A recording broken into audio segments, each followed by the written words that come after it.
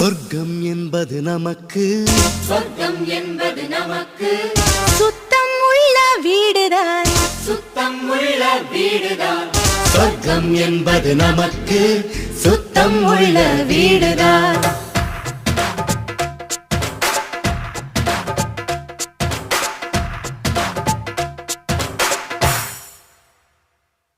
சொர்க்கம் என்பது நமக்கு